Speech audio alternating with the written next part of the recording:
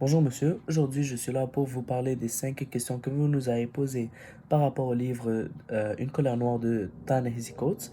La première question est de nommer 3 événements marquants du livre. D'abord, ça serait la mort du prince Jones, un étudiant noir de Howard, et il s'agissait d'un homme vraiment souriant et naturel selon le livre. Il a été tiré par un agent du PG County, une sorte de police. Celui-ci était en train d'aller voir sa fiancée. Il était sur la route. Le policier avait déjà des problèmes de la sorte et il n'a jamais eu de problème. La citation que j'ai utilisée était: Son visage était fin, brun et beau, et sur ce visage, je pouvais voir le sourire éclatant et naturel de Prince Carmen Jones, page 172. Donc, cette situation m'affecte moins parce que je peux voir encore aujourd'hui des problèmes de la sorte, comme avec George Floyd qui a été tué par un policier, ou plutôt plusieurs policiers, et d'autres personnes de race noire qui ont été brutalisées par la police. Pour le deuxième événement marquant dans cette histoire, ça serait la semaine durant laquelle le fils du personnage principal a su que les meurtriers de Michael Brown allaient rester libres. J'étais vraiment triste en lisant cette partie puisque les émotions étaient vraiment bien véhiculées. J'ai choisi une citation qui n'explique pas vraiment quelque chose, mais qui dit qu'est-ce qui s'est passé. Donc, c'est la semaine où tu as appris que les assassins de Michael Brown allaient rester libres. Donc, c'est la page 40. Il s'agit d'un problème pour moi parce que l'un des membres de famille d'un de mes amis proches, qui est noir, s'est fait tuer par un policier et, et j'étais vraiment proche de cette personne.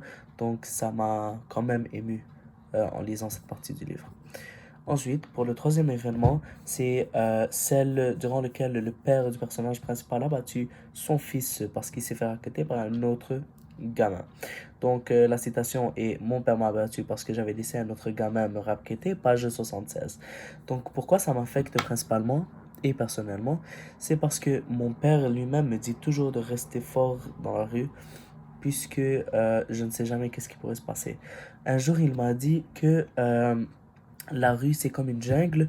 Je ne sais jamais lorsqu'un animal sauvage peut me sauter dessus. Dans cette citation venant de mon père, j'ai compris que il faut que je reste fort, il faut que je me défende pour pas me faire piétiner dessus.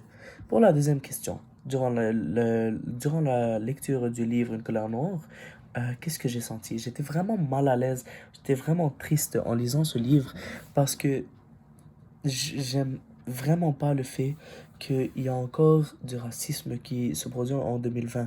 Donc, dans ce livre, on pouvait voir et comprendre des affaires et malheureusement, ces affaires se reproduisent encore aujourd'hui. Et ça me tue de voir ça. Par exemple, George Floyd qui a été tué, d'autres Noirs qui ont été tabassés par les forces policières et ça fait mal. Ensuite, il y a aussi eu une partie où le personnage principal parlait d'armes à feu. Donc, c'est pour ça que j'ai choisi cette citation à la page 78. Cet enfant avait un pouvoir absolu sur mon corps. Il pouvait bannir les autres enfants du monde, les transformer en souvenirs.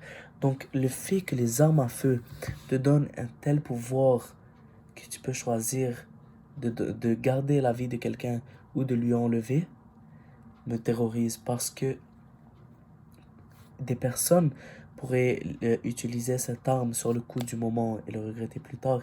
Certaines personnes pourraient juste le faire pour se venger et ça me fait peur parce que je sais que beaucoup de personnes pourraient le faire. Ensuite, position par rapport au wokeness. À mon avis, je pense que tout le monde devrait être woke. C'est vraiment difficile, mais le fait d'être woke nous permet d'aller plus loin, d'améliorer l'humanité, d'améliorer nos sociétés. Pousser plus loin la compréhension des autres, des choses et de nos angles morts nous permet de mieux comprendre qu'est-ce qui se passe autour de nous, de mieux comprendre la société et peut-être même arriver à des solutions que l'humanité n'a même pas encore découvert. Et il faut aussi rester philosophe jusqu'à la fin des temps et peut-être qu'un jour, grâce à toutes les pensées qu'on a eues, on pourrait aider la situation. Dans le livre, j'ai choisi 2 citations. La première est: Cette société-là a échoué dans la mise en pratique de ses bonnes intentions, à moins qu'elle n'ait réussi à imposer quelque chose de plus sombre, à la page 53. L'autre citation est aussi à la page 53, mais une société qui en protège certains par un filet invisible d'écoles, d'emprunts immobiliers subventionnés, de richesses accumulées et ne consent à t'offrir que la protection d'une justice criminelle. Donc, dans ces deux citations, nous pouvons montrer que le personnage principal va à l'encontre de la pensée générale des gens, qui est d'aller à l'école, sinon tu es un lâche, va à l'école, sinon ta vie va mal aller, va à l'école, sinon tu vas devenir un criminel plus tard. Dans l'autre, c'est que le fait que tout le monde va dans un sens fait en sorte que des deux côtés, il nous manque des affaires, il nous manque des connaissances, et c'est ça que le monde a créé qui est vraiment sombre. Pour la question numéro 4 par rapport à la violence, à mon avis, la violence peut être justifiée dans quelques cas précis. Je pense aussi que la violence devrait être donnée et exclusive à l'armée et à la police pour qu'ils puissent l'utiliser pour faire le bien et rétablir l'ordre, même si je sais que certaines personnes vont l'utiliser pour la brutalité policière et faire comme avec George Floyd, par exemple, encore une fois, désolé de le ramener à chaque fois, et de le tuer ou de brutaliser d'autres personnes de race noire ou tout court une personne. C'est pour ça que j'ai utilisé cette citation à la page 77. Si je n'étais pas assez violent, ça pouvait me coûter la vie. Si j'étais trop violent, ça pouvait me coûter la vie. Impossible de s'en sortir. Si on laisse la violence de côté pour la vie quotidienne des personnes normales, je pense qu'on serait dans ce milieu où on pourrait s'en sortir. On pourrait se sortir de la violence et des problématiques. Et il s'agit de tout pour cette question. Finalement, pour la question numéro 5, le pardon, la vengeance et le regret. Donc, j'aimerais commencer par le fait que j'avais une meilleure amie qui m'avait fait beaucoup de mal à un moment et j'ai pris beaucoup de temps avant de lui donner mon pardon.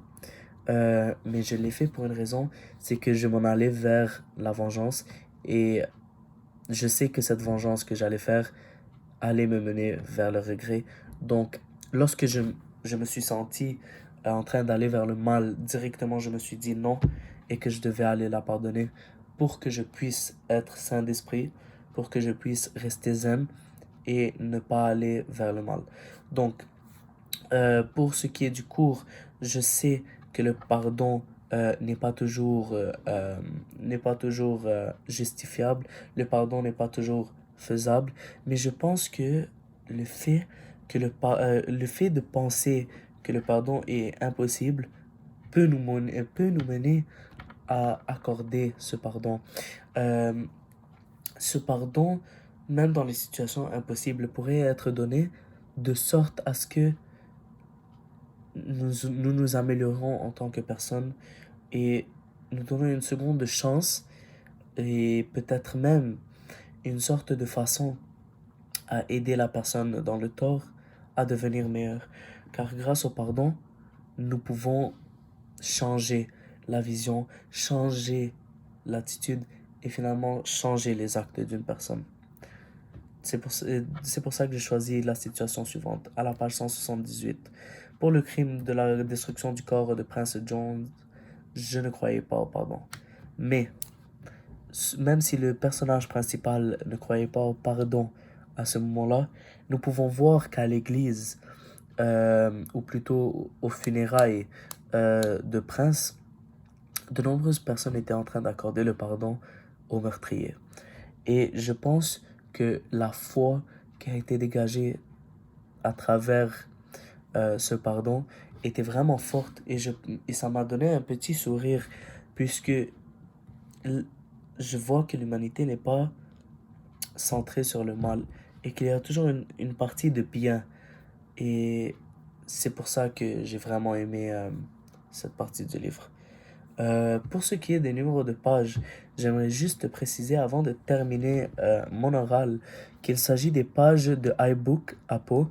Donc, il ne s'agit pas réellement des pages du livre, ce sont des pages numériques que le livre m'a donné parce que c'était vraiment zoomed pour que je puisse mieux lire et etc. Merci beaucoup. Bonne soirée.